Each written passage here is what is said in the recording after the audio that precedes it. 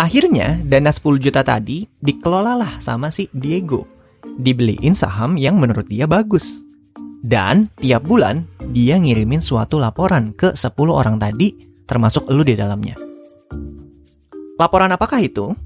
Laporan yang berisi rangkuman dari apa-apa yang sudah dia lakukan.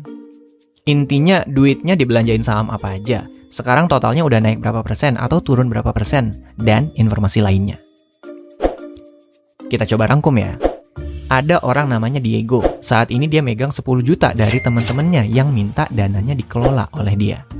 Kemudian, dia akan motong sekitar 3% untuk biaya kelolanya. Ya, untuk bayar biaya transaksi lah, apalah, dan ya udah pokoknya tanda terima kasih lah.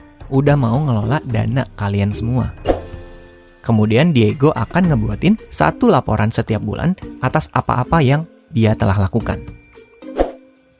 Contoh yang gue berikan ini adalah gambaran yang sangat sederhana dari yang namanya reksadana saham. Reksa bisa kita artikan sebagai wadah. Sedangkan dana ya uang, jadi artinya wadah uang, alias uang-uang yang dikumpulin dalam satu wadah. Untuk apa uang itu? Untuk dikelola dalam suatu bentuk investasi. Oleh siapa? Oleh si Diego ini. Diego di sini bisa kita sebut sebagai manajer investasi, alias yang mikirin uang-uang yang dipegang sekarang ini mau dibeliin produk investasi apaan aja. Contohnya kayak apakah akan dibelikan deposito, atau surat utang, atau obligasi, atau saham. Dalam hal reksadana saham, berarti dia akan beliinnya ke dalam bentuk saham. Ya kan? Ngerti nggak? Kemudian, dana 10 juta tadi bisa kita sebut sebagai AUM, alias Asset Under Management, yang artinya total aset yang Diego kelola. Lalu yang terakhir ada potongan 3%. Itu adalah dana yang kita bayarkan untuk jasanya si Diego dan pengeluaran-pengeluaran lainnya terkait pembelian saham dan lain-lain yang nggak mesti lo tahu dengan lengkap juga sih. Gampang dan adil kan?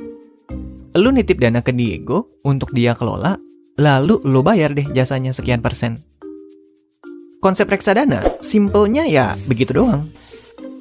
Reksadana kan ada beberapa jenis ya, ada reksadana saham, campuran, pendapatan tetap, pasar uang. Kalau belakangnya saham, misalnya reksadana saham, berarti sebagian besar uang-uang dalam wadah ini akan mereka belikan ke dalam bentuk saham oleh si manajer investasi, oleh si Diego. Kalau reksadana sisanya, kita bahas nanti aja ya.